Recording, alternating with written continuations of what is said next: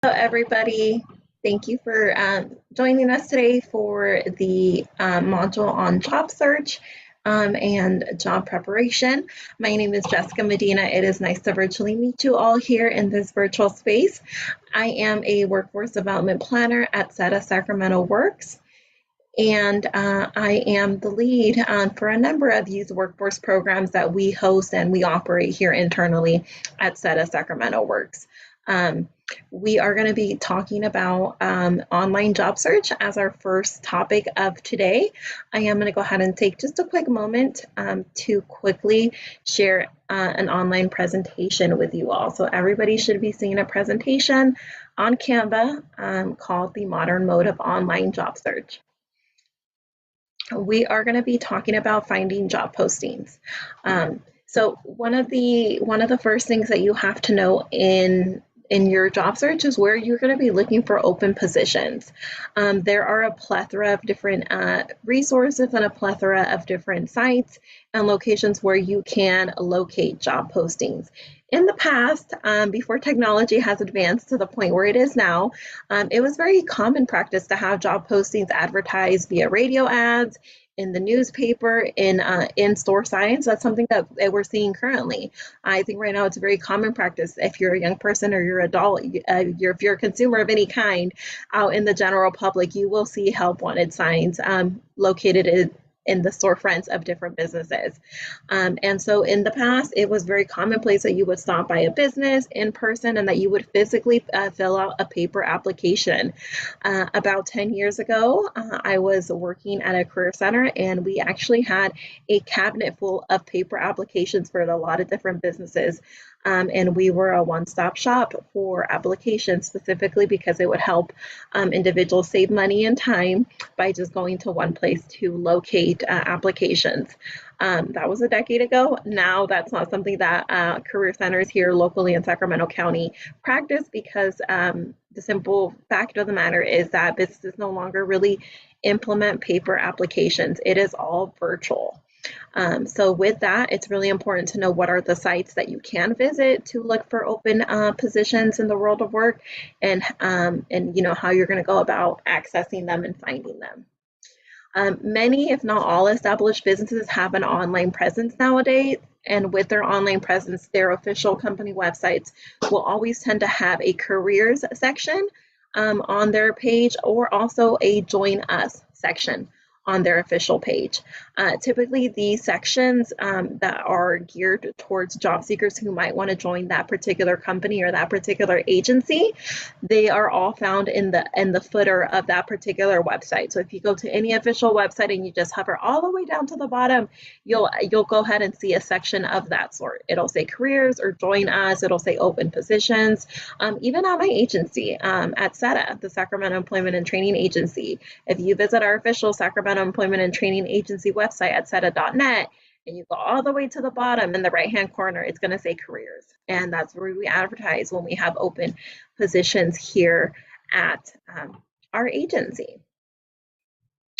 I want to go ahead and just take a quick moment to note that I am going to be allowing for questions towards the end of this particular topic. At the moment, the team is currently monitoring the chat, so if you have any questions as we go along, please feel free to post them in the chat, and I will be addressing them towards the end of these slides. Now, returning to the topic. It's important to know that the internet is the fastest, cheapest, and most user platform to find jobs today. There are various websites that we recommend in-house for you as a young person, as a young adult, to execute job search. I'm going to go ahead and read them briefly, and then I'm going to go into detail into some of the sites that are not specifically job boards in particular, and so that I can provide a little bit more insight into those. So first we have here is a California state website called CalJobs. So CalJobs is a website that's owned and operated by the state of California. In particular, us here at the Sacramento Employment and Training Agency, we use it a lot, particularly because we maintain data for our different workforce programs that we have for youth and young adults.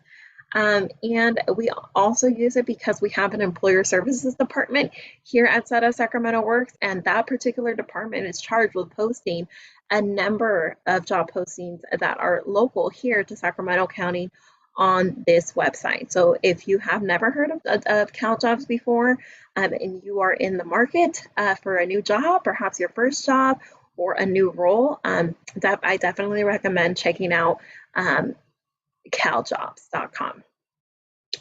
The second website that we have here is Craigslist. Craigslist is definitely something that maybe you all as youth and young adults may not be too familiar with. It is a public platform. To be specific, it's a public forum where people can post a variety of different items or topics, and jobs do post on there. When I was in college, 2 of my jobs came from applications that I found, or positions that I found open, and applications that I submitted through Craigslist. So that is definitely still a platform that can be used for job search in today's times. And I will be going into detail as to some tips in particular for that website. Indeed is another website that can be used for online job search. It is particularly a job postings board website, so everything on there is a job posting. It is specifically for job seekers, and you can set a lot of different filters and parameters for specific positions on that particular website. We also have Google. Google, as you all know, who doesn't know Google nowadays? Google is so much a part of our lives that it has now turned into a word. Typically, when we don't know something, we just say Google it. And so Google is a website that we are all familiar with, and it is also a website that has its own job boards feature. So we are going to be exploring that today. We have Snagajob, which like Indeed and like ZipRecruiter right beneath it. Those are also online job posting boards where different companies post about their open positions. So definitely check those out. We have Glassdoor, which is a website that has gained a lot of popularity in the past couple of years. I would say in the last 5 years particularly, because it is a website that posts open positions, and it also allows individuals from the public who register as users to look at reviews for the company. So employees who are currently employed at an agency or a company can log in and can leave reviews as to what they think the pros are of working with any particular company and what they might perceive as the cons. Glassdoor also has estimates on it as the typical salary ranges for different positions. So a lot of times job seekers are encouraged to go onto Glassdoor and see what positions that they're hoping to gain pay what wages. So kind of so they can know a range, so that when they are in an interview, and if the interviewer happens to ask them, what are your salary expectations? They may be able to reference, I'm applying for a social media manager role, and according to my online research, that position will pay anywhere from 45 to 85K. Okay, so that's something that, as a job seeker, I would definitely go ahead and explore. On the Glassdoor, you can also, if you'd like, try to find reviews of interview questions. The public can also, if they've ever had an interview with a company, they can actually go onto Glassdoor and leave a review of the interview and kind of provide the public with some insight as to what may be the typical questions that company may pose when they are in the selection process to hire somebody on. And last but not least, we have Facebook. Facebook is definitely, I think, a social media site more geared towards older populations, I would say. I know that you youth and young adults have a lot newer platforms that you guys frequent nowadays, but Facebook is a social media platform, a website where, once again, you can do a variety of different things, from sell goods to also find jobs. They actually have their own jobs portion on Facebook, but more than anything, they actually have groups that are local and to different regions, where the whole purpose of the group is to post jobs. Here in Sacramento, we have quite a few of them, so I'm just going to spotlight 2 in the following slides. So moving on to tips for best use, we're going to go ahead and start with some tips for Craigslist. As I mentioned, Craigslist is a public forum. For your safety as a youth and young adult, it is not recommended that you list your complete address on a resume that you submit via this site, specifically because of the public nature and the forum format of the website. It is recommended, and we do this in-house as a recommendation for youth and young adults, and also adults. that instead of listing your full address, so for example, instead of listing 123 Sacramento Avenue, Sacramento, California, 95815 on your resume, you instead list your address simply as your city and your state, so the employer can know that you are local to the region. If you want to throw in your zip code to the end of that, that's perfectly okay as well. On Craigslist, you can narrow down your search results for a particular job that you're looking for by using keywords. So one of the tips that we give youth and young adults is if you are going to be executing job search on Craigslist, you can go ahead and use the keywords such as open interviews, part-time, cashier, and entry level. You would type those into the search bar, and then everything that kind of has that verbiage in the posting is going to go ahead and pull up. So if you're particularly looking for businesses that are hosting open interviews, which is when they host a period where people can stop by and be interviewed in person on the spot, then you might want to use that first keyword. If you particularly know that you're going to be in post-secondary education, or you're currently a high school student, and because of that, because of your educational status, you have limited availability and you can only work a part-time role, then searching part-time is definitely a great keyword to look for. Weekend, you can also search weekend, that it'll pull up all the job postings on the forum that have that particular language in them. Searching cashier is another great useful keyword search. And also, if you know that you only want to travel, you only have the capacity to travel so far from home for a role. Say you live in zip code 95660, which is North Highlands here in Sacramento.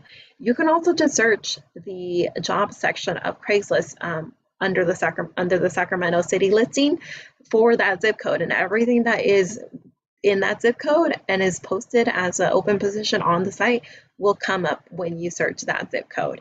So these are just a few tips for best use if you are going to be executing job search on Craigslist.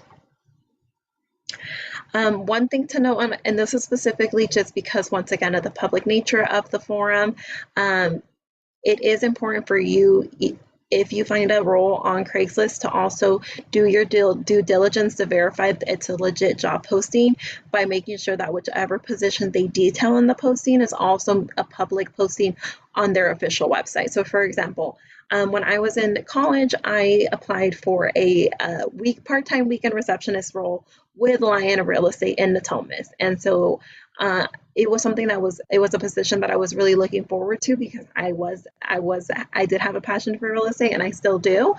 And I really wanted to verify that it was a legit posting before I submitted any of my information. So what I did is I went to the official Lion Real Estate website, and then I went down to their career section, and I verified that the posting was the same one that was on Craigslist. And I did that by comparing the details of the posting and so forth before I applied. And so that's something definitely that you need to do if you are on the forum, just because of the public nature. Once again, it's a forum, it's not an official website for any particular one company. So anybody, just like on Wikipedia, can go in there and post. And so that's a pro of the website, but it's also something that requires due diligence on the job seeker's end as a youth and a young adult, and even just as an adult. That's definitely guidance that we provide our adult job seekers as well. Here we have another site. Like as I mentioned before, everybody's definitely familiar with Google and how Google has now become a verb. We say, when you're in doubt about something, just Google it real quick. Well, Google has their own platform for being able to search for jobs. All you have to do to execute job search on Google is go open up Google and type in jobs near me.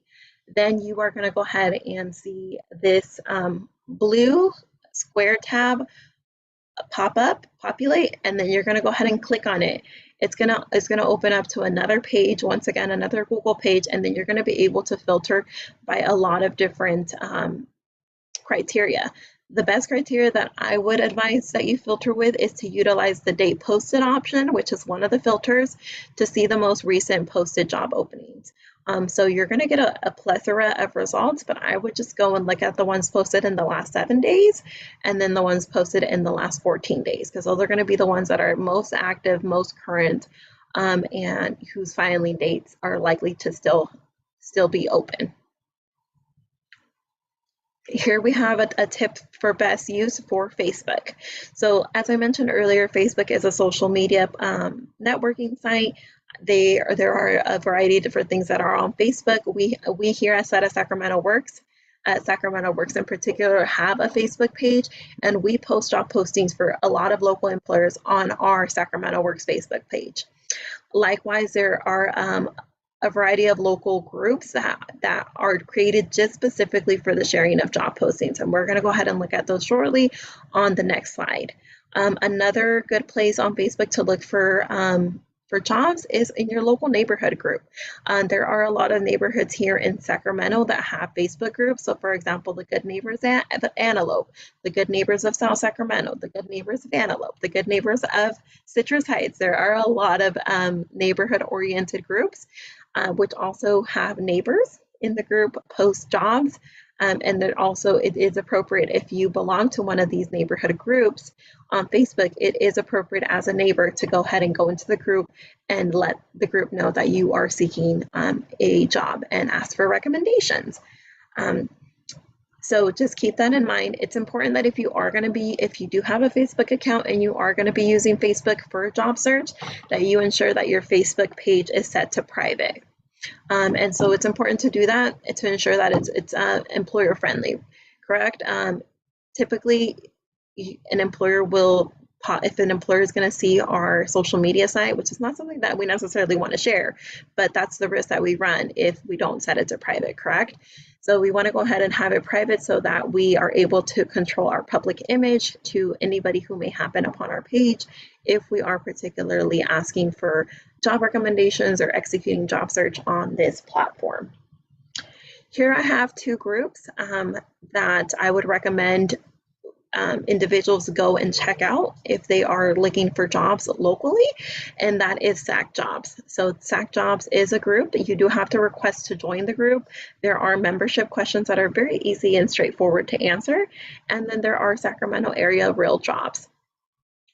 These are both groups where members that are local Sacramentans and are employed locally will go on and share when their company has job openings. So this is one of many.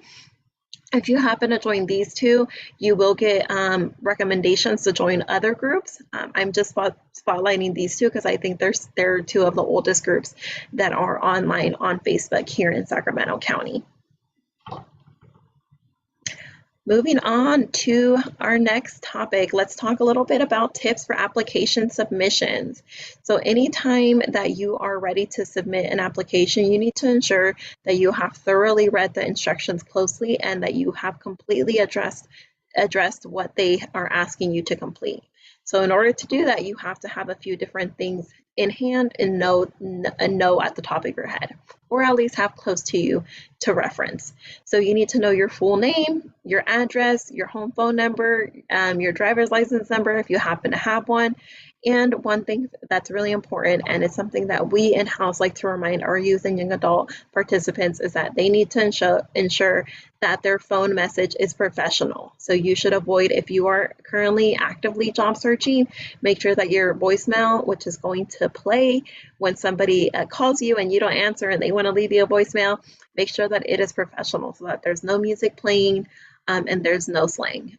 It's best to just say, hello, you've reached the phone of Jessica Medina. I'm sorry, I couldn't take your call. Please leave a message after the beep. Something very simple, straightforward, and concise is the best recommendation for a voicemail while you are actively job searching. You need to know your educational background. What is the highest grade you completed? What is your date of graduation if you've graduated? If you're currently in school, what is your major course of study? And so forth. Previous work history. If you've had employment before, you need to be able to provide the details of that employment. What was the company name? What was the supervisor name? When did you begin that role? When did you end that role? What was all those details that an application may ask is what you want to know.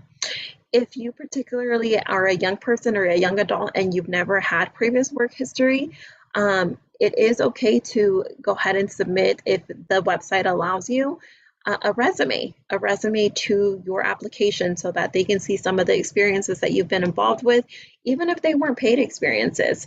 Oftentimes, the challenges that we see here at Sacramento Works that young people face is knowing what to put on their resume when they're looking for their first job. And the advice that we give them is that you should always put down experiences anytime that you were part of a greater team and that team was working towards a common goal. You can use that as an experience to know. So whether or not you were part of a school team and say a sports team, and that sports team held a car wash, right? You were part of that group. You guys were all working towards a common goal of raising funds for the team. If you were in band, if you were part of any group at your educational institution and you guys were working towards a common goal, then that would be something that you could know. If you volunteered, that would be an experience that you can know as well. Really just any time when you're part of a group and you are actively being a good team player and working towards the goal is an appropriate experience to reference as a youth or young adult on a resume when you are job searching and hoping to land your first role. It's also important when you are ready to submit applications that you have references, that you have the names, the addresses, the phone numbers of 3 adults who are not related to you, so that you can list them as a reference that an employer may call to ask a little bit about your character, about their experience with you as a professional or in a professional setting. It's really important that for your references that you ask beforehand before you list them and that you give them a heads up before you submit applications with their information so that they know that you are actively job searching and so that they'll be prepared to answer any questions or provide commentary as to your person if they are to receive calls from potential employers. Here we have a list of 18 companies that hire teens. This is definitely something that we advise that if you are a teen and you are 16 and older and you're looking for employment, to go ahead and start with these 18 companies first in terms of submitting applications and expressing your interest in roles. Here at Sacramento Works, as I mentioned at the beginning of my time with you all, we run a number of work experience program for youth and young adults. I'm just going to take a moment to highlight our Sacramento Works for Youth program, which is our year-long program that we have each and every year here in-house. It starts July 1st of every year, so it's going to be starting soon in this week, and it ends the following June. This is a work experience program for youth and young adults ages 16 to 24. It does come with a paid work experience or internship that will vary depending on the provider that you get enrolled with.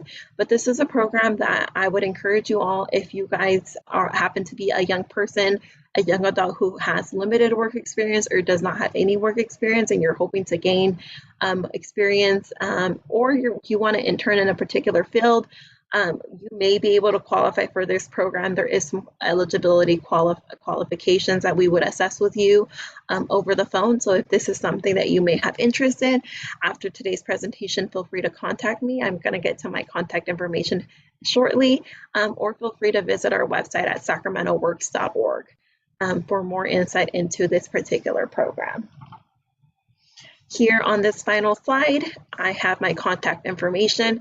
If you are a young person and you are hoping to learn more about youth services as they relate to the workforce or programs that we may offer in terms of paid internship programs for youth and young adults, you can feel free to contact me. My email is jessica.medina@seta.net and my phone number is 916-263-3764. With that, I am going to go ahead and end my time and consult the chat to address any questions that may have come in during this presentation before I pass it on to my colleague who is going to be reviewing resumes with us today. So with that said, I am going to go ahead and go to the chat. Perfect. Alrighty, so we did have one question. Somebody asked, can you link it in the chat? And yes, so somebody linked our website, sacramentoworks.org. And if you go to the sacramentoworks.org website, and if you go to the Sacramento Works for Youth website and you click on the youth section, you will definitely see that program that I just referenced. Perfect.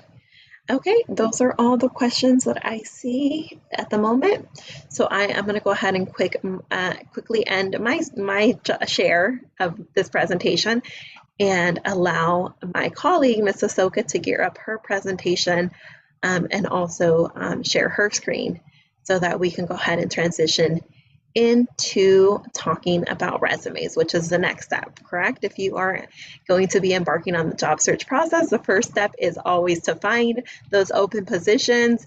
And then the second one is to get started on your resume. So we are going to be transitioning into resumes, and then after resume, we are going to go ahead and transition into interview preparation. That way you get the full gamut of all that you need to do as a youth and a young adult to be ready to find and secure employment. So with that, I am going to go ahead and pass it on to my colleague, Ms. Ahsoka. Go ahead, Ms. Ahsoka.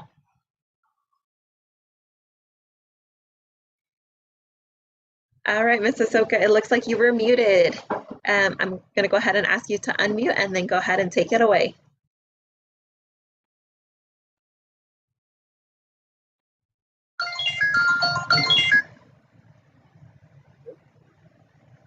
Can you hear me okay? Yes, we can, Ms. Ahsoka. Okay. Go ahead. Hi, my name is Ahsoka, and I work for SETA Sacramento Employment Training Agency, and I work in the Youth Services Department.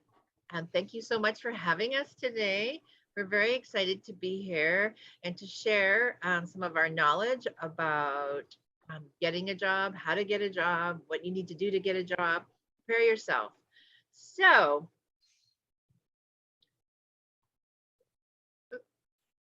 I don't know where my screen's not going. Oop. Can you say the screen? Yes, we can, Ms. Ahsoka. Okay. I don't know why it's not going.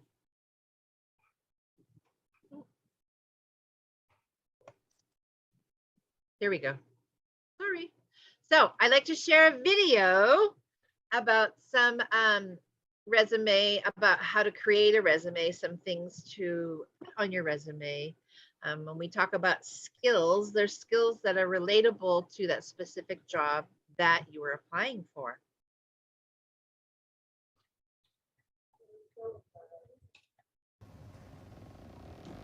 Skills. Clearly, this isn't one of mine. But we all have skills that employers want.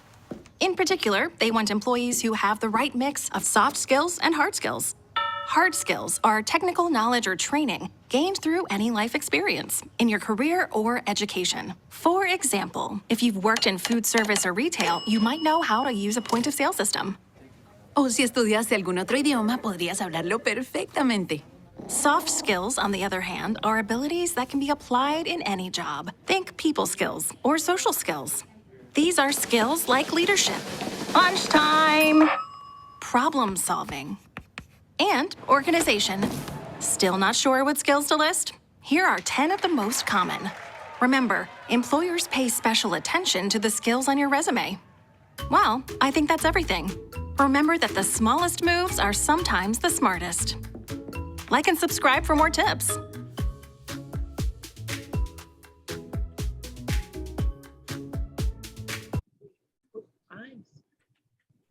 Okay. So, what's the purpose of a resume? You could put it in the chat. What is the purpose of a resume? Why should we create one? If you have an answer, please put it in the chat and then we'll read them. So what's the purpose of a resume? Does anybody here have a resume? If you have a resume, put you have a resume already in the chat. Maybe you created one for school, or maybe you already have applied for jobs and you had to create a resume.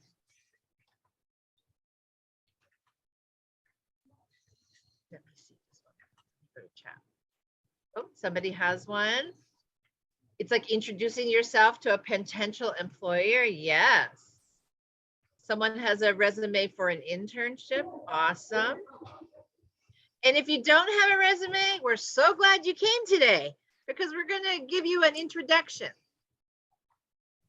Yes, it makes the employers knowledgeable of your skills. Yes, yes, yes. These are all great comments. Yes. So your resume is kind of like a little snapshot of yourself. It's kind of like a commercial for yourself, but in print.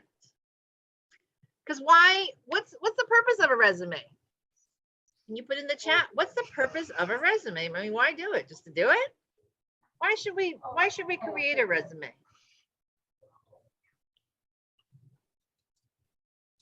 So you get a position, yes. Would you please put up the dose with 10 moments? Ahsoka, there's one that's really good. It says they allow the employer to know your strengths and skills. Yes, yes. But what do we hope happens with our resume? Why don't we upload it with the application? What do we hope happens?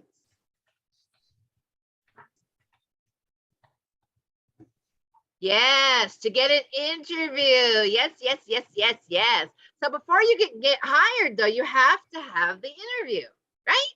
So when you do the application and you upload your resume, all of that is in hopes of getting your foot in the door, getting an interview, right? So you want to put things about you on your resume so that they're interested and not going to push the delete button or the, you want to get in the, oh, let's interview that person.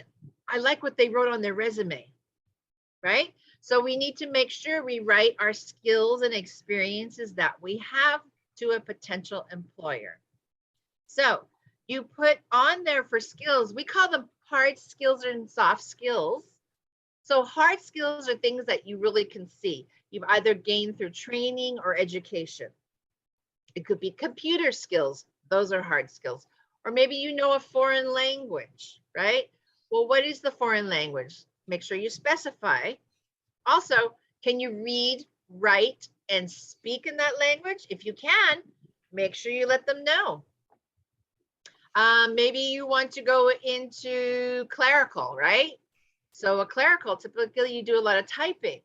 So maybe you want to go get a certificate from some of our job centers of how fast you type, right?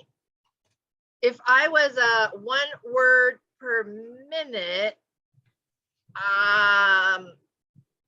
typically an employer wants somebody that's able to type more words. So our job centers offer certificates that you can take the test, and it gives you a certificate of how many words per minute you can type.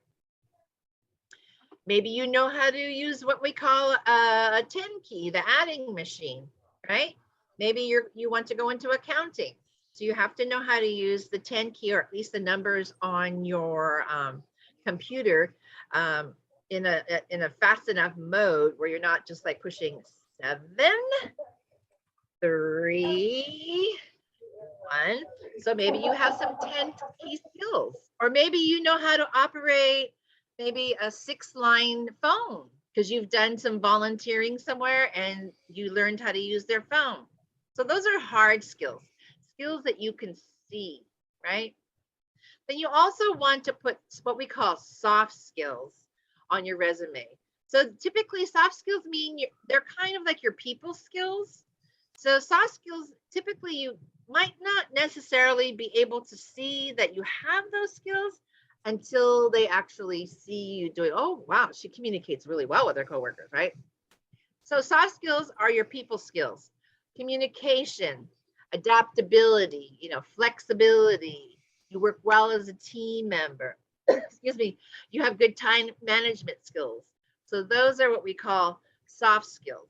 So you want to put a combination of both of these skills in your resume.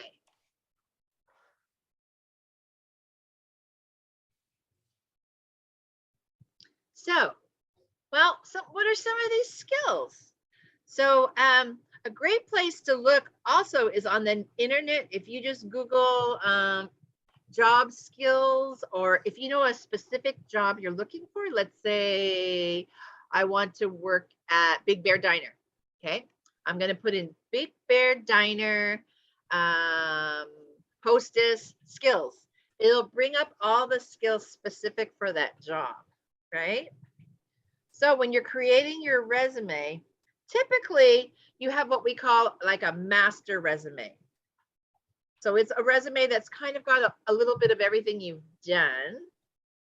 But if you're going to apply for a very specific job, let's say, well, I kind of want to work in offices, but I kind of want to go work, volunteer at the animal shelter.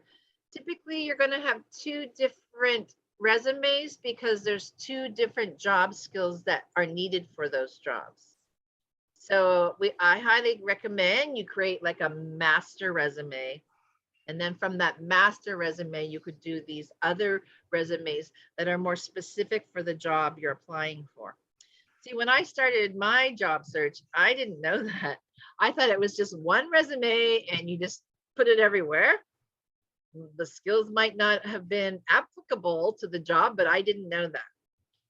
So that's why we're here. We're here to help you. So typically your resume is more specific to the job you are applying for, okay? And if I'm going too fast, you can tell me to slow down, it's okay. Oh, Saka, we do have a question in the chat. It's really great. What if I were an introvert and very bad at social skills? Okay, well, depends. Maybe you're interested in a job where you could work by yourself. That could be an option, right? Or if it's something that you want to work on, right? You really would like to be able to work more social with your social skills. You could do small things to practice it, right?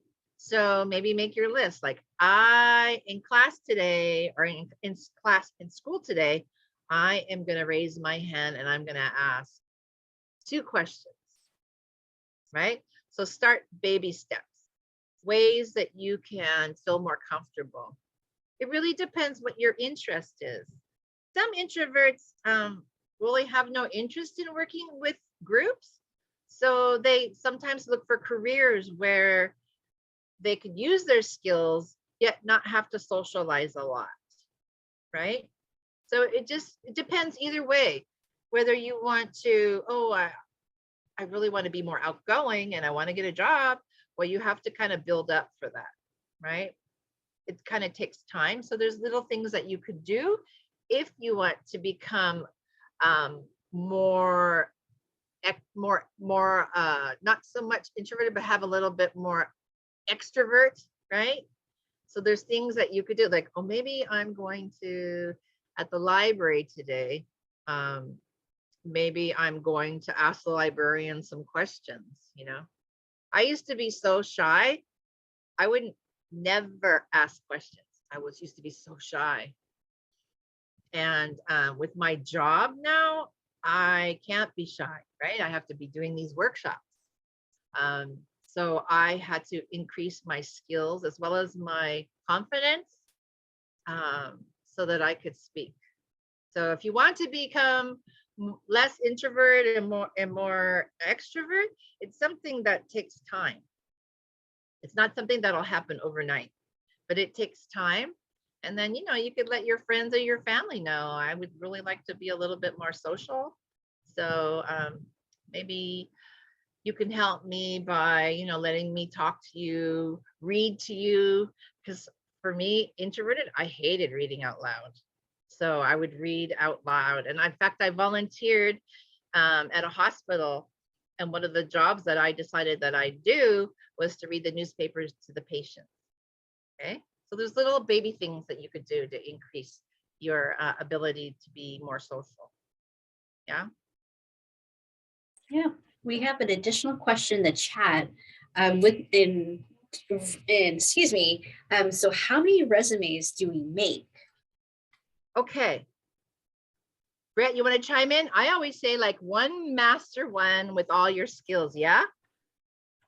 Absolutely. So what I tell folks is that you have one master resume, and then every job you apply for, you should be looking at some of those action words, some of the words that are in the job description, and putting them in your resume, or making sure that they match your resume. But we'll talk about that later in another presentation. Yeah, there's so many parts to all this, you know. It's not just one quick fix, like I'm just going to go apply for that job and get it. Boom. There's like many steps you have to do to get to that point, right? So you've already applied online, but then they want you to upload your resume right now. So you need to look at the job description, right? Okay, first, am I eligible? You need to find out if you're eligible. So if they're asking for, you need a e-food handler card, and you need to have a driver's license, and you need to be able to be bilingual in Spanish and English. So always read the job description before you apply. You need to find out if you have the qualifications, whether you're eligible to apply. And don't just think, they're not going to even care. They do care. Okay. Typically when when you do your online application, they use like buzzwords, specific words that they're looking for in resumes. And then the computer will send them those applications and resumes, right? So always remember your resume is truthful. Don't say you could do something and you can't, and they hire you on that basis, because that is not telling the truth, and they could let you go. So if you say you're proficient in Microsoft Office, and you know Word and PowerPoint and Excel, you need to tell the truth on your resume, okay? So typically there's 3 types of resume. There is a chronological resume, which gives you like your job experience, and it goes in order from most recent to the least recent. Typically it's within a 10-year span, or if you're just in high school, then it would just probably be your high school year. We don't put like, I got perfect attendance in the 4th grade and 5th grade. So we're more interested in, if you're in high school, your high school experience, okay? So then we have something called a functional. So a functional is maybe you don't have a lot of volunteer experience, and you haven't had a paid job, and you didn't do sports, and you weren't really active in school, and you didn't belong to any clubs, but you might have a lot of experience and skills. So you can highlight your skills that you have on a functional resume. Or you could do a combination of chronological and functional resume. It's really, there is no right and wrong way to write a resume, really. Resumes are kind of like a preference kind of thing. However, there's important points to know when you write your resume. They should all be easy to read. Not use big fonts and little fonts. Kind of be consistent. It should be free of misspelling mistakes, right? It should be typed. It should be neat, and it should be current. So it's up to you really to decide what type of resume you want. But typically, there's always the same type of information. The important key information should be there, like your contact information, the objective. What are you looking for? Is it a part-time, full-time job? You need to let them know that, as well as experience. Experience can be volunteer. It could be paid. It could be maybe you were in football 3 years of high school and you were the team captain. Well, there's some skills involved with that to be a team captain, right? To be a leader, be able to communicate, to bring the team together. So there's skills involved even with sports or volunteer type of activities. We have another question in the chat. Is there Okay. any good websites or certain places to go to make your resume? There are a lot of places to make your resume. Indeed, you can even do it on CalJobs. There's a resume builder on CalJobs. So CalJobs is a statewide website, and you could build your resume on it. Also, employers put their need in CalJobs, and if your resume and your information matches their need, it will be sent to them. So there are some advantages to putting your information on CalJobs. And CalJobs is what our job centers, all our job centers use as a website. Okay. So here we have a resume. At the top, you have contact information. You have an objective, what they're looking for. Then you have education. So this particular person went to Foothills High School, and they got a high school diploma. So here's some skills. Conflict resolution is a strength that they have. They're energetic. They have a good work attitude. They're responsible. They have leadership skills, adaptive, good communication skills, reliable. And this person is bilingual in English and Spanish, right? So this particular student was in our WIOA youth program, and you put the date you started and the date you ended. And then this particular student did some volunteer work. So now you don't even have to put references available upon request. You don't even have to put that category on resumes anymore, because typically, if they want to know, they will contact you for your resume sheets. Okay. We have another really good question in the chat. What if we haven't been a leader in anything? What do we put? Maybe you have done childcare, you've babysat for neighbors, maybe you've cut people's lawns. We could call that yard service. So instead of calling people babysitting, we say child care provider. And then you would list the skills that you did. Supervise children, making sure it's a safe environment. Maybe you prepared healthy snacks. So typically you could find something, whether maybe you volunteered somewhere, or you were part of an event, you helped out at some race, and you gave water out, and you had to be responsible for setting up and clean up. So it takes a little bit of thought, but typically when I work with students, they can find something that they've done to put down for their experience. Maybe it was a class project, right? Okay, what skills did you have to use for that class project? So it takes a little bit of thought, but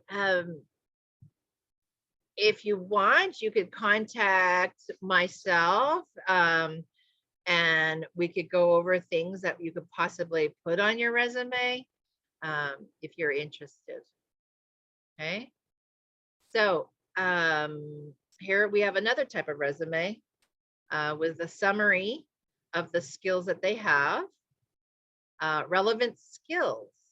So this person did a functional resume, right? So maybe they had a little bit of customer service while they were at school. They helped with a bake sale. And then they did worked in the cafeteria maybe a little bit. So they're listing the skills that they have. Oh, but they have a little work history too. So this person, their experience is in customer service, probably food service. So here we have a combined resume with the chronological as well as the functional. So the job experience they have, as well as some of work experience, as well as volunteering. So if you aren't sure you want to work in the summer, maybe I think a good idea would be for you to find somewhere to volunteer. Volunteering looks wonderful on your resume. It shows that you care about your community. You are dedicated, and also you're getting job skills. So if you don't want to get a paid job this summer and you want to do something, well, go volunteer somewhere. There are so many places you can go volunteer at, depending on your interests. Here's another really good question. So would an animal shelter volunteer work perfectly? And does hourly pay or minimum wage start to work for my grandma weekly count? Or does it have to be outside of family? No, you can use family. What do you do for your grandma? Like chores, or what do you do? You could word it so it sounds professional. It all has to do with how you word it. Okay. So there is a way to list that work. If you're getting paid, definitely. Maybe you could say like an elderly care provider. I don't know. I don't know your circumstances on how you're taking care of that person, but there's a way to word it so it sounds professional. Okay. We are not going to do. Oh, Hey, Ahsoka. yeah.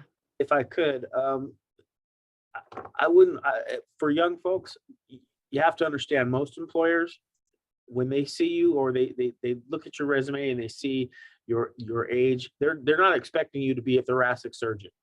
Yeah. They're going to understand that you don't have a whole lot of job experience at 18 or 19 years old. So be cognizant of that. It's okay that if you don't have a lot, it's just the quality of what you do and the tenacity of which you do it with.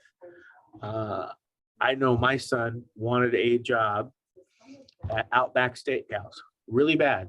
He showed up every day and he asked them if I can get a job. Now they always told him to go online, and he did that, but he always, every day he went in there, and finally the manager said, okay, hey, what's your name? And he got his information and he got him hired. The reason he got the job was because he was tenacious and really wanted it. So the manager said, okay, I know you don't have any experience, but I see that you really want this job and that you've paid attention to what's going on in this restaurant. So I'm going to hire you. And he's still there. Mm-hmm. I had the same experience with the manager of Ross. So of course they want you to apply online, but then they told me to tell the students to go in there in person and introduce yourself and let them know that you're looking for a job and you did apply online. They will go, if you make an impression on them, they will go look for your application. That is so true, Brett. Yeah. So let's say it's time to start creating your resume. So, well, what kind of job are you looking for? So that's typically your objective. What do you want? Are you looking for a part-time job? Are you looking for a full-time job? Are you looking for maybe you retail sales or food industry? The objective is what you're hoping to happen. Okay. And then the next you would do your skills. Well, okay, if I want to go work at Ross, retail sales, what skills do I have that they would be looking for in a retail sales clerk? Well, where can I get that information? Google it. Ross, retail clerk, job description. Boom. It'll tell you. They'll tell you exactly what they're looking for. Then you could pick the skills that you have on your resume, right? You want to put things that are relevant to the job. So when you list your experience, oh, this is school, sorry. So I recommend if you've already graduated high school, let's say, just put that your school and you've earned a high school diploma. Sometimes if you put the year you graduated, they kind of figure out how old you are, right? So I always say if you've already graduated like a high school a year or so, don't put the year you graduated, just put high school diploma, right? Because you want to get your foot in the door. So list the school you go to. Maybe you go to American River College, right? You want to list that, and when you started or currently attending, right? So your work experience, I highly recommend that you not say, I babysit my brother and sister. Change it up, make it professional. Childcare, right? Or if you cut lawns, lawn service, make it sound professional.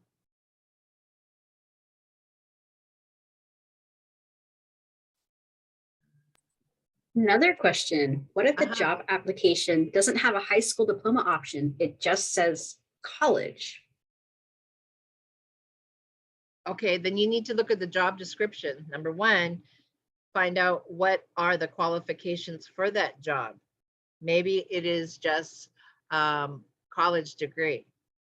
That would be the first thing to do. And I have never seen an application where, have you, Brett, seen anything that says something about just college? Yes, I have. And usually what that job is telling you is that a high school or high school diploma is not going to get it done. You have to have some sort of college education to complete that job. Okay, yep. So once again, look at that job description. It's very, very important. Very, very important. So after you create your resume on a separate page or document, you're going to want to create something called a reference page. A reference page are people that could vouch for your character. So typically you want to pick someone who's not your family member, meaning not your aunt, your mom, your dad, your guardian, somebody that can vouch for your character. Could be a teacher, a counselor, a librarian that knows you, right? Maybe it was a coach. So you want to find 3 people that are not related. So you're going to want to list them with their name, their title, job title, and where they work, an email, and a phone number. So if an employer goes as far as references, they're really interested in hiring you. Typically, it's you've already done the interview, and they're saying, yeah, I really like this Brett. Let's move forward. So they get out your references, or they might call you because you didn't submit it. I was wondering if you could email me your references. Then you would email this reference sheet to them with the typically 3 number is a good number. And they actually will contact your references and ask a little bit about you. They can't ask a lot about you, but they can ask a little bit, and they can tell by the way that the people answer the questions.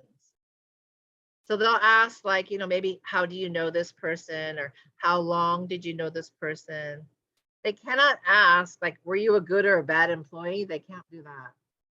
But they could ask, how long did they work for you, or what type of work did they do? There are certain questions that they are not by law, they cannot ask. So you want to pick people that could vouch for what they call character, how you are as a person. They want to know, are you the kind of person that we want to hire for this company? They want to know.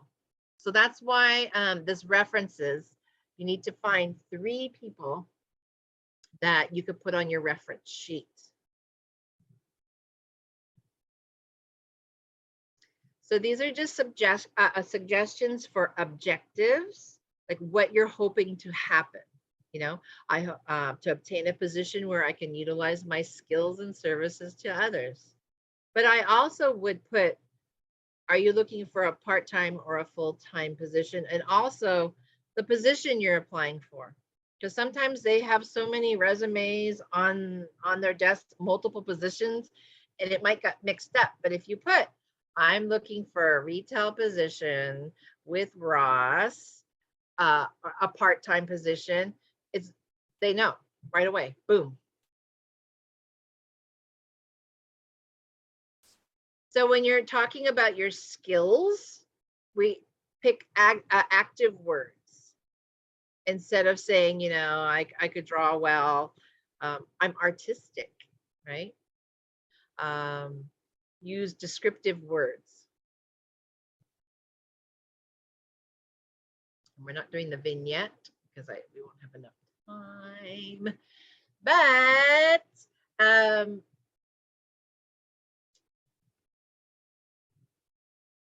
that's it. Does anybody have any questions about resumes? So typically, when you're going to hand in your resume to places, we suggest that you print it on a type of paper called resume paper.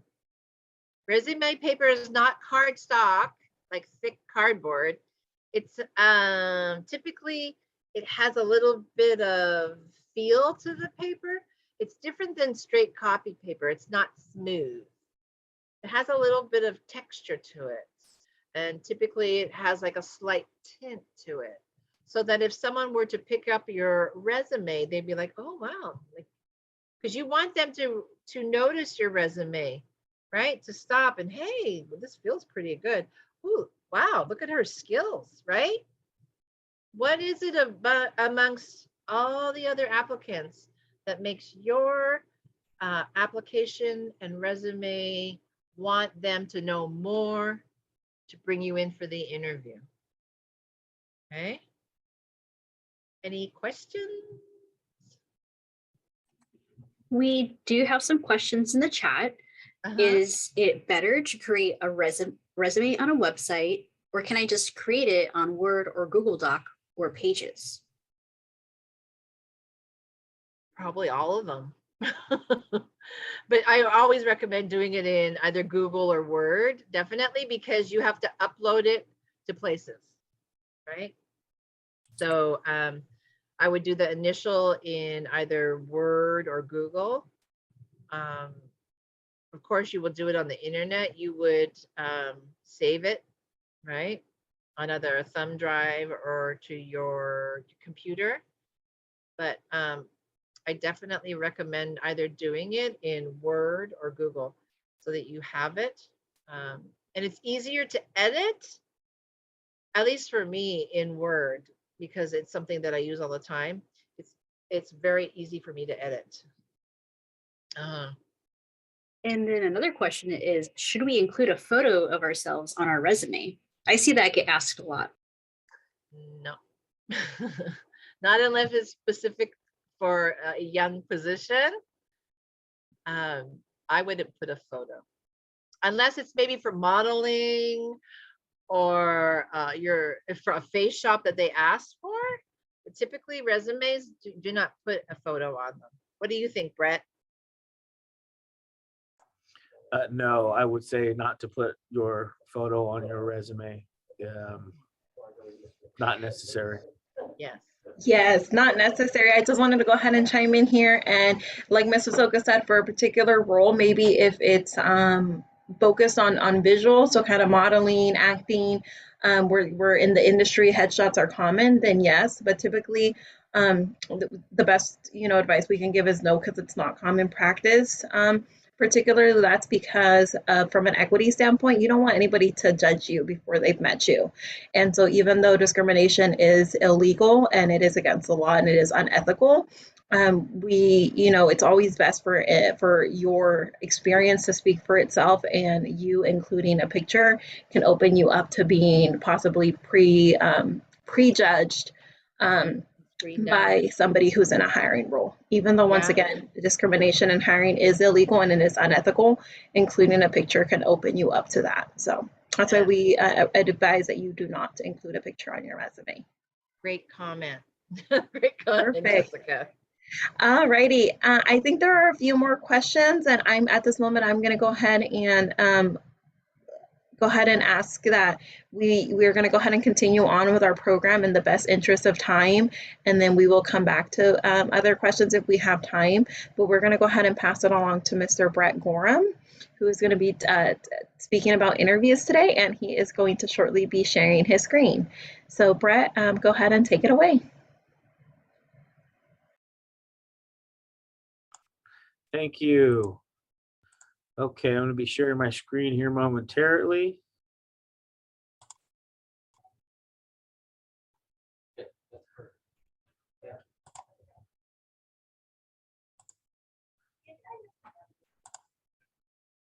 Okay, can I get a quick nod that everybody can see mastering the virtual interview? Everybody can see that? We can.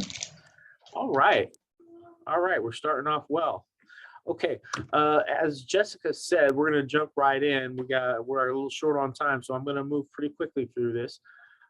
My name is Brett Gorham. I am a workforce development professional here at SETA, SACWorks. And this is mastering the job interview, or the virtual job interview, I should say. Okay, just a little inspirational quote. The difference between successful people and others is not intellect, position, or power. Successful people simply take advantage of the opportunities that are presented to them. This is especially accurate when you are dealing with an interview. You have to take advantage of the opportunities that are presented to you. So when you get asked to do that interview, you put your best foot forward, okay? So this is an overview. We're going to talk about what you do before the interview. We're going to talk about what you do during the interview, and then we're going to talk about what you should do directly after your interview. One thing I'm going to do is I am going to ask that if you have questions, please save them for at the end of the presentation. I'm going to move pretty quickly so that we have time for questions, but just because of time constraints, I want to make sure that we get all the slides in and we get all the information presented, okay? Okay, so first, do your research. Make sure that your qualifications on your resume match the job description that you're looking for. If you find a job that you're looking for, so say an intake specialist, make sure that you have those that type of verbiage on your resume. There are some things here that one job title could be completely different from another job title, but the job is the same. Right now, I'm a workforce development professional. I have been in the past a career services specialist. The difference between the two jobs, pretty much nothing. However, when you have a job, when you look for it on a job interview, you want to make sure that your resume has that verbiage in there so that it picks up on what we call the application tracking system words. So a lot of companies, they use what's called the application tracking system. It has words that have to be in your resume and match for you to move forward. All right, it's a computer system so that the HR manager does not have to go through 10,000 different resumes. Okay, so you want to make sure that you match those things. Also, you want to make sure that you have contact information.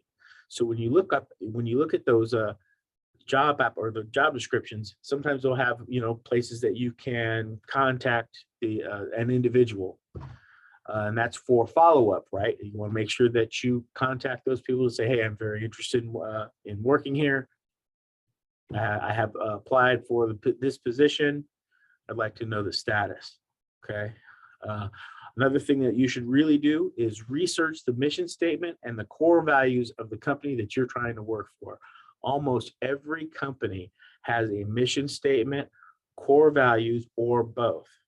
If you know those core values and you know that mission statement, when you get your job interview, when you get a chance to interview with somebody, you can use those verbiages to indoctrinate your own skills to that job. It's a great tip. A lot of people don't use it as much as they should, but it really makes you look like you are more than you want to work for that company, not that you just want to work. And that's where people hire people. People want to hire you if they know that you want to work for that company, not that you just want to work. I hope that makes sense. Again, as you've heard before, update your voicemail message. So when somebody calls, you have professional greeting. You know what to do is not a professional greeting. So you don't want to have an employer call you and have, hey, this is Brett, you know what to do. That's not a professional greeting. So make sure that you have a professional greeting on your email, or on your voice message, I should say. Check your email and charge your phone. The last thing you want to do is find out that you missed a phone call because you didn't charge your phone. Also, when you're going to do those interviews, even though they are virtual, you want to dress appropriately. Make sure that you have a collared shirt on, a nice watch, nice earrings if you're female. Make sure your hair is combed, that you're groomed. Make sure that you have those things in order, right?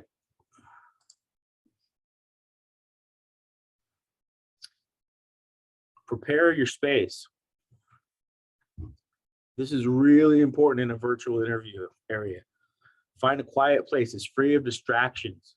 All right. The last thing you want is for somebody to call while you're on a virtual interview and that their dog's barking or there's a lawnmower going. You want to make sure that you don't have those distractions. Also, make sure that your walls are as clean as possible.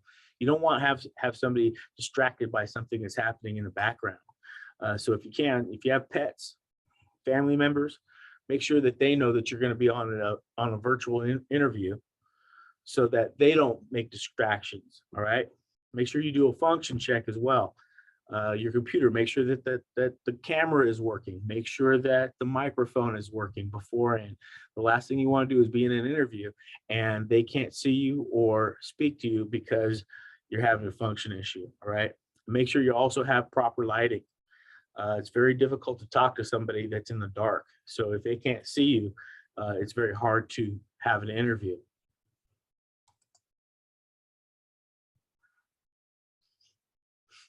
Okay, so first impressions. They're a little different in the virtual world, but pretty much the same. Pretty much the same type of thing that you want to go through. Make sure that you log in about 5 to 7 minutes early, and again, make sure that your camera's on and your mic is off. You don't want people to hear things. You want them to see you, but not hear you until you're ready to speak in an interview. Okay. Maintain eye contact with the camera. I don't know if you can tell this, but I have 2 screens right now. Sometimes I'm looking over here to look at the slides, and then sometimes I move over here to show that I'm looking at the camera. When you're in a job interview, you really want to make sure that you speak to the camera and not to your screen that you're looking at. A lot of you may see that I'm looking away, but now I'm looking right at you, and it makes difference. Okay. Stand straight up and don't fidget. Remember, they can see everything that you're doing. And a lot of times, things that you would do in person aren't noticed as well. But on a video screen, it's just the 2 of you. So there's no distraction. So you're going to see certain things. So, make sure that you don't scratch too much or rub your nose too much. Don't fidget. Okay. Also, be concise with your answers. Use what's called the STAR method in your answers. That is a situation, task, action, and response, or end result, I should say. We'll be talking more about that in other slides. Always remain poised and in the moment. Employers always want to see that you're engaged. And when you're engaged with that person, they know that you want that job. Okay, be professional, but warm and friendly. Professionalism is great, but you do want to make sure that you're not a robot, okay? So be professional, but it's okay to be friendly, smile, and show a little personality, all right? Make sure that you match your gestures with your speech. A lot of times people get nervous and they start moving their arms around faster than they normally would. Relax, slow down, and use your hand gestures when you need to, all right? When you're finished answering a question, a lot of times you can show that you're ended by smiling and nodding your head. So like I would say, yes, sir, I have done this and I've done this and I've done this as well. That usually lets the employer know on the other end that you're finished speaking. So use that to your advantage.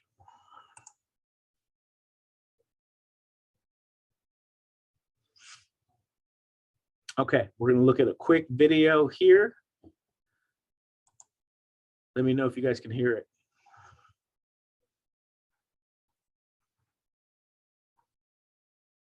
No?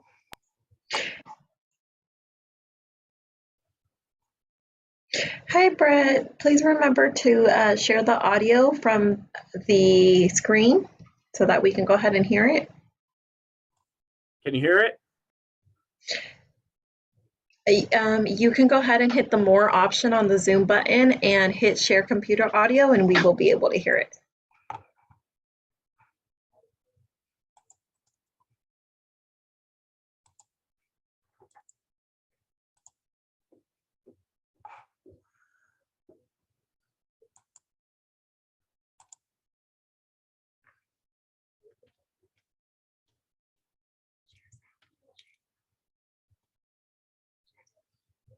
I don't see it.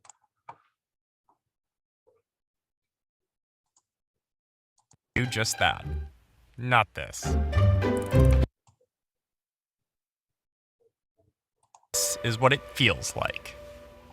Interviews are already nerve-wracking, but when you throw a video element into it, it becomes that much more anxiety-inducing for a lot of people. That's Ashley Anderson. She's a certified career coach and remote working pro. She's been doing it for 10 years. I specialize in helping job seekers transition from traditional office jobs into telecommute roles. With many of us home now, chances are your next interview will be done through a screen. And, well, it's really hard to make that connection with the interviewer. But one of the best ways you can do that is to present really well. And she's here, virtually, to teach you how to do just that. Not this. Step 1, set the scene. So ideally, you want to have a nice, clean, simple background. Just the blank wall is perfectly fine. You also want to think about lighting. For example, if you have lighting behind you, you could end up looking like a silhouette on the screen. Ideally, natural lighting is the best. So if you have a window that you can face or a window to your side, that would be perfect. But also, if you don't have a window to provide natural lighting, you can resort to using a desk lamp. And you really want to have your camera at eye level with you. That way you're not looking up at the interviewer and they're peering up your nostrils, and you're also not looking down on them. If you just grab a couple of books and pile them up and sit the laptop on top of that, that is going to raise it enough to bring that camera right at the eye level for you. Step 2, plan your outfit. Do a little bit of research about the company so you know what their culture is going into it. You don't want to show up to your virtual interview in a really nice suit if they're a very casual company. Keep your ensemble really basic. Don't go for really busy patterns, and try to stay away from solid colors that are really bright, as those can kind of wash you out on screen. So you might not necessarily consider your headphones as being an accessory or part of your everyday outfit, but it's something that you definitely need to consider not using when you are getting prepared for a remote interview. When you think of somebody with headphones in, there's somebody that's unapproachable and somebody that you don't want to speak to. So forego using the headphones and just stick with using the external speakers, microphones that you have on your computer. Hello. Step 3, test your tech. It's making sure that your webcam is working, your speakers are working. Hi, this is a test. And another super important thing is your internet. You really need to make sure you have enough internet speed. Generally speaking, programs like Zoom prefer 1.8 megabits per second in order to stream a one-on-one video call. And you can easily test your internet speed going on Google and just typing speed test, and you'll get tons of different options. If you're relying on Wi-Fi, that's kind of a little inconsistent with the connectivity. You can always just invest in an Ethernet cable, plug that directly into your computer and into your modem, and you're going to have a much more stable internet connection. Step 4 is practice. Hey. And And a great way to do that is just to, use a friend or a family member who's willing to hop on a video call with you. It really makes all the difference. And especially when it comes to eye contact, our tendency is to look down on the screen, but what that actually looks like on the other side is that you're looking away and not genuinely looking at the person that you're talking to. So it's always important to practice and look directly into the camera. If you get easily distracted by your own image on the screen, a really simple thing you can do to avoid that is just use a Post-it note and cover up your own image. That way you're not going to be distracted by it and it's out of sight and out of mind. Step 5, interview. It's inevitably going to happen that a distraction may come around. So don't ever panic when something happens. The more that you do, or if you make a quick decision to turn off your audio or your video as a knee-jerk reaction, that can actually be more detrimental than the actual distraction itself. But if it does cause the interviewer to get interrupted with what they're doing, you definitely want to address it and not pretend like it didn't happen. You want to make sure that you're able to say, oh, my bad, that happened, and move forward after that. When you're at home, even when you're on an interview, you kind of have that more casual atmosphere than actually going into an office building to interview. And with that casual feeling, you might end up doing something that you wouldn't even think of in an office setting. For example, having your phone out. So just turn it off and put it out of sight, and make sure you have all of your internet browsers and windows closed. You don't need that open. Really, the only thing you should have open on your computer during the interview is the program that you're using to conduct the interview. Remote interviews and video interviews are a lot different. They really are. But as they become more mainstream, it's important that we adapt and adjust to them. That way we can still continue on with our careers and making career moves and not letting the fear of video interviews hold us back.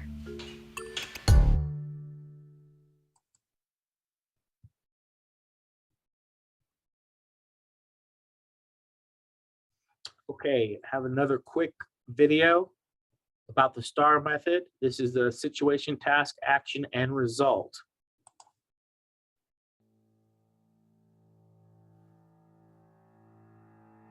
Congratulations, you've made it to the interview stage. We have Through value a series of behavioural interview questions, the hiring manager is looking to find out more about how you work and resolve challenges in the workplace. The interview is a great opportunity to demonstrate and expand on your skills, personality, and appetite for the role. While behavioural interview questions don't necessarily have right or wrong answers, there is a method you can use to give better responses. We call this the STAR method, and this is how you can use it in an interview. Situation. To clearly set the context, state the role, the organisation or department where you were working, and provide a brief description of the situation where you demonstrated the capability. Task. Provide a brief description of the tasks that you were required to undertake to address the situation. Action. Describing the actions that you took to resolve the situation is the most important part of your answer. It's very important that you pick a work example where your actions align with the key behaviours being assessed. Results. A really strong workplace example should finish with a great achievement statement. An achievement statement provides the evidence that your actions were effective and should include the outcome. Let's look at how you can use the STAR method to answer a typical behavioural interview question. Could you give me an example of when you had to deliver a solution to an existing problem? I was working within the recruitment team to address a backlog of candidates in our recruitment software. The backlog was slowing down our system and becoming problematic, especially when entering new candidates. I started by closing off old job positions. Then I realised the main reason for backlog was managers not closing off the job properly. I knew that even with a new system, the backlog would continue if the staff weren't properly trained. I knew I had to come up with a new approach to this problem. Despite my limited experience in compliance, I used my background in training and coaching to help the staff understand the importance of knowing how to use the system properly. Initially, it was unclear which parts of the software they were having problems with. This is when I asked the HR manager for feedback, and I interviewed the staff to find out what parts they were struggling with. Based on their feedback, I wrote a training program, wrote a new training guide, recorded a webinar, and created a checklist which I published on the internet for easy access. As a result of my initiative, the backlog became less of a problem as staff were properly trained on how to use the software. In the long term, there were fewer errors in the system and the HR received fewer queries regarding the software. Now that you understand what a good response looks like, we will run through a poor response. Could you give me an example of when you had to deliver a solution to an existing problem? My team had to fix some problems in our recruitment software. There was so much old data in there, it was really slow and kept clogging up. It made my job really difficult. We worked on clearing the backlog of candidates, but then we realised the staff weren't properly trained on the software. We created some training materials so hopefully this backlog wouldn't happen again. We thought about every step involved. We used Word and typed up a document, we used Adobe Connect and recorded to a webinar. We shared our training materials online and got our staff to help us clear the backlog. We haven't had a backlog as bad as this one since we did it. This is a poor response because there aren't enough details to demonstrate the complexity of the task. The candidate also repeatedly used the pronoun we instead of I, which makes it really difficult to understand what they actually did. The resolution was also unclear and no concrete results were evident. Remember, to give the best response, take your time to explain through the situation, task, action, and results of your achievements. By explaining the crucial part you played through each stage, you'll be able to illustrate how you think, behave, and communicate to the interviewer. Good luck.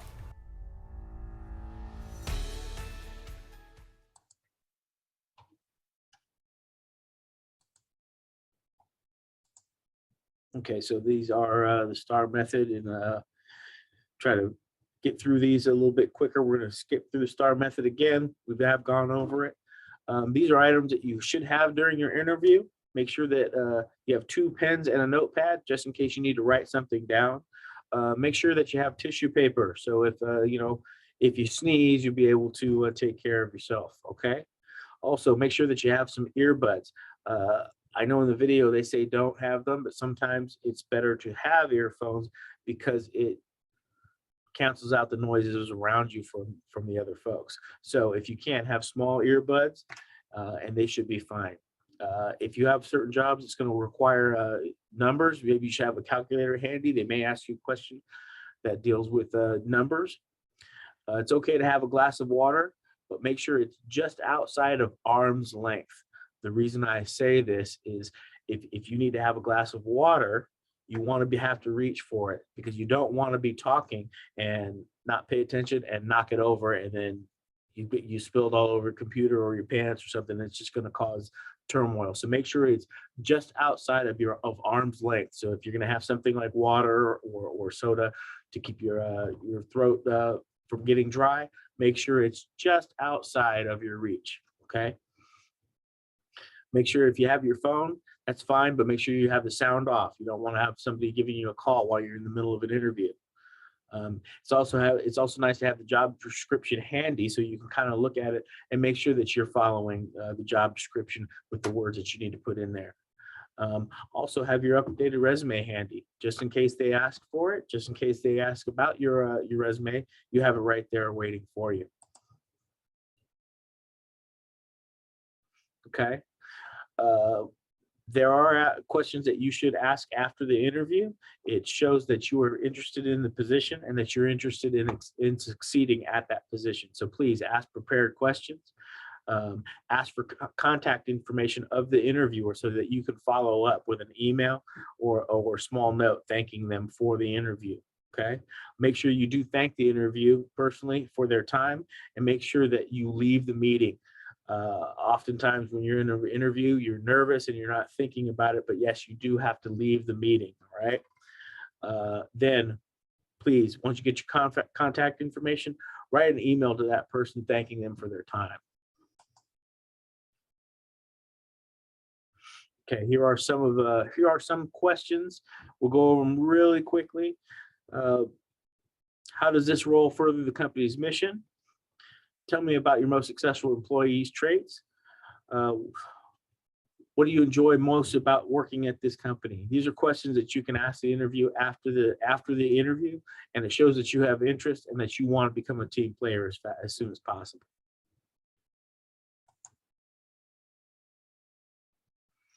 Okay, so our summary is what we talked about, what we do before the interview, during the interview, and then after the interview.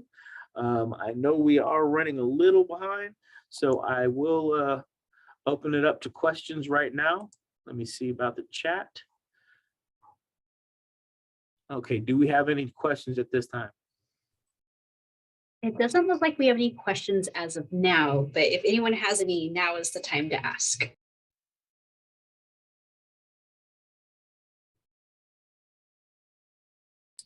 Okay, we do have one coming. Yay.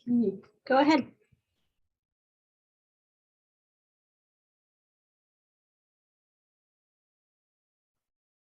Can I just ask it out loud? I'm a slow typer.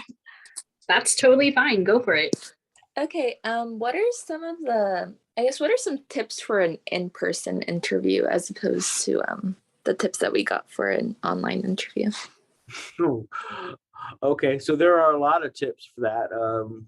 As far as dress, as far as what to say, what to do, what exactly, can we be a little more specific? Yeah, I think I got the dress part down. I guess just any other tips besides arriving on time, I guess just maybe during the interview. Firm handshake, be yourself. And remember to talk about your skills. Talk about why you're the best candidate for that position. Something else that I would always tell folks is that if there is a receptionist, make sure that you talk to him or her as well. If you can get their name too. A lot of times that person's idea of you weighs heavily on the interviewer as well. So yeah, if they have a receptionist, be nice to them. Anything else? Brett, can I add something? Yes, ma'am. So we're a government agency, and a lot of government agencies have to interview in a very specific way. And so for us, interviews are all points based on how you answer the question. And a lot of folks don't know that. So I wanted to put it out there that, when we interview at the library, we grade based on, do you answer the question fully? And so if you're likable and you're professional, that's all good. And it helps. But at the end of the day, we have to hire based on how you answer the questions. And so if you are applying for a public agency or government job, just keep that in mind to try to answer all parts of the question and give examples. Even if you've never experienced that exact thing, we usually just want to hear some example that you understand the question. I'll throw that out there. Thank you for chiming in, Crystal. Yes, most definitely.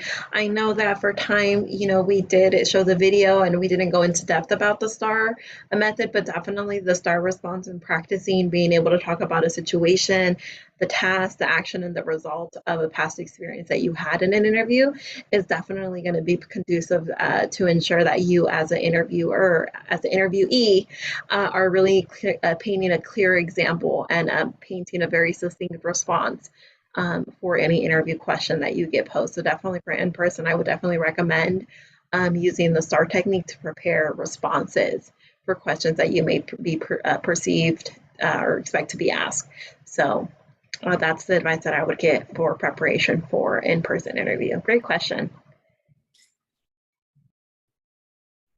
And I see one more question there. Should I email the follow-up questions that were mentioned? And usually at kind of the end of an interview, right, is when, Jessica, if you want to speak to that. Yes, typically, yes. So typically an interviewer will ask you as the interviewee a series of questions, and their very last question to you will be, do you have any questions for me? Because the whole interview was them asking you, and they're going to give you the opportunity to speak, and for you as the interviewee, the applicant, to ask questions. It's always recommended that you ask at least one question, because that shows the person that interviewed you that you really are very interested in the position, and you're going to ask a question. You want to learn more. So just like the presentation covered, asking about what's your favorite part about the role, asking about what are some of the traits that successful employees at your company possess, making sure that you just have one question, and that question shouldn't be what is the pay and what are the benefits, because that's something that's typically always stated on a job posting, and if it's not stated on a job posting, it'll be a point of conversation for the applicant that they end up making an offer to. So you should always have at least one question to ask of the interviewer, because it's really going to solidify that you really do have interest and that you took time to think of a question to ask them, because not everybody does. And so just simply asking that question at the end of the interview is one of the things that you can do to set yourself apart in an interview. Great question. So I had my first job interview a couple weeks ago, and after taking part in this class, I can understand now what things I did wrong or I should have been more prepared about. But my major thing for me when I had my interview was I was like nervous both going into the interview and also in the interview. And so I was wondering if you guys had any tips for how to manage one's nervousness. And it was an in-person interview. And I have a tendency to like fidget a lot and be very gesture filled. So I was wondering if you had any like tips for how to manage that. Great question. Great question. I would definitely say that practice makes perfect. And the more you practice is particularly like, for example, the more you practice, Felicia, your STAR responses, the more confident you are going to be in your own responses. So one of the things that I can say in terms to avoid fidgeting is to, if you're in an in-person interview and you happen to be seated across the table from somebody, you'll typically always have your hands in front of you. So if you're fidgeting with your hands, it's typically very noticeable. But if you just move even just your foot inside your shoe, but you're not moving your whole foot, that might be a way that you can fidget. That's going to allow you some kind of relief in terms of, doing something without the interviewer being aware of it or seeing it, correct? Because they can't see under the table. So if you know that you tend to fidget when you're nervous, and that's kind of like a natural thing that happens, that's what I would advise, and to deal with that physical manifestation. However, to prepare and to feel more confident, I would just practice as much as I could with family members, with individuals that you trust in front of the mirror, and really kind of rehearsing some of these common questions. Like typically a common question is, tell me about yourself. Rehearsing or learning a response to that, so that when that one comes up in an interview, you feel confident in your response because you've already have it memorized. It's something that you've practiced a lot. I think will help you with that nervousness, because I think it's definitely something that a lot of us deal with, particularly so for youth and young adults such as yourself who don't have a lot of experience interviewing. I would also advise that if you happen to get called to an interview and you're not necessarily sure that you really have interest in that company, I would advise go to the interview, even if you think, if I were to get offered a position, I'm not sure that I would accept it. But hey, like that practice is definitely something that I think is valuable for a lot of job seekers, no matter what age they are. I hope that provided some insight into how you could possibly help decrease your nerves and deal with some of that nervous fidgeting that you experience. Can I ask a question to you, sir? Can I ask a question? Why were you nervous? Were you nervous because you weren't able to answer the questions? You were nervous because you really needed the job? Why do you believe you were nervous? I was nervous because it was my first ever interview. And so it was more the wanting to make a good impression, but at the same time, it was a job that I really did want, and I felt confident that I would be able to actually do the job if I got it. But it was more that I wanted to make a good impression, but also that's just how I am as a person. I naturally get nervous when I'm doing something for the first time. Okay. All right. Yeah, because my response would be different in if you were just nervous or you were nervous because you weren't prepared with the questions. If you weren't prepared with the questions, you definitely need to look at interview questions online. They have a million different websites that will give you interview questions that you can answer. A lot of times using the STAR method will help you. If you were just basically nervous per se about the whole situation, a lot of times you can calm yourself down, one, by looking somebody in their eye. Also, when they ask a question, you can give a response quickly while you're thinking about how to answer. I'm sure you've seen a lot of politicians get up there and get asked a tough question, and their first response is, thank you for that question. When you hear them say, thank you for that question, they're giving themselves time to respond. Go ahead and use that. Hey, thank you for asking me that question. You can take a quick pause, and then you can start to answer. Does that help? It does. Thank you very much. Okay. Also, another question that popped in my head too was, after you have a job interview, I have heard from different people in my life tell me that I should keep on I don't know how to word it. communicate to find out whether or not I got the job, so to speak. But doesn't that come across as like being nagging and like overly like in their face, kind of, so to speak? Okay, so yeah, there are ways to handle that situation. One is in the interview, just make sure that you get some contact information so you can send a quick follow-up email. One, you thank them for giving you the opportunity, and then you ask the question about next steps forward. Most of the time, they're going to respond to you. If you haven't heard after 10 days, normally they have moved forward.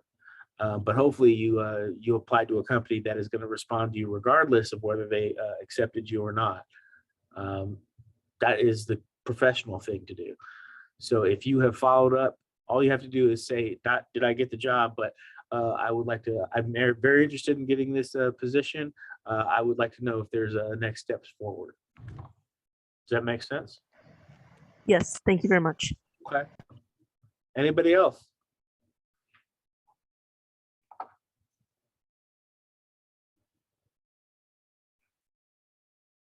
Okay, it sounds like we have answered everybody's questions. I will refer back to Jessica, who can refer it back to who she needs to refer it back to. Thank you, team.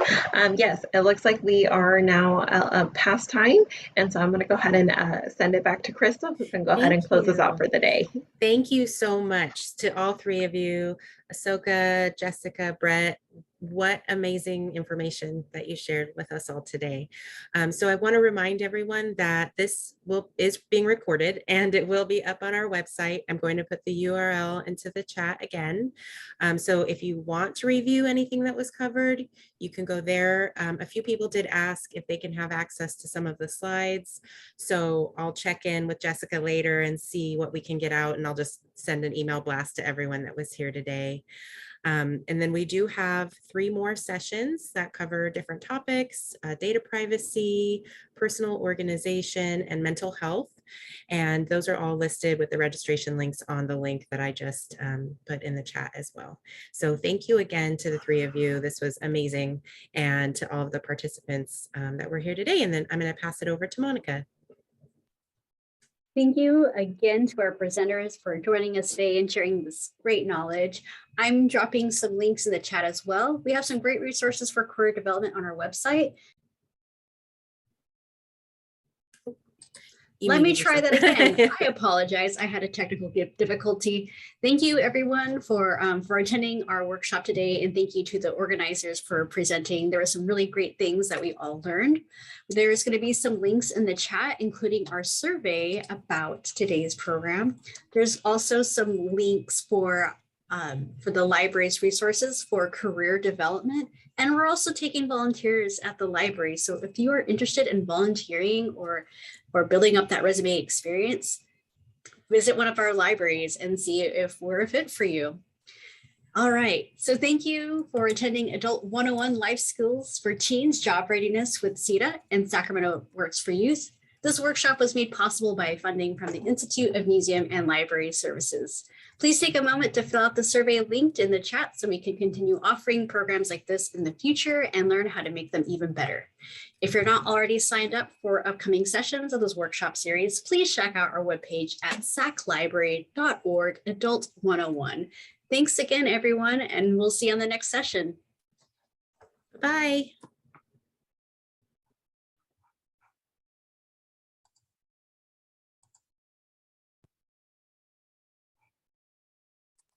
And if you are a participant and haven't checked in with me, let me know so I can make sure we get your participation certificate. Thanks, y'all.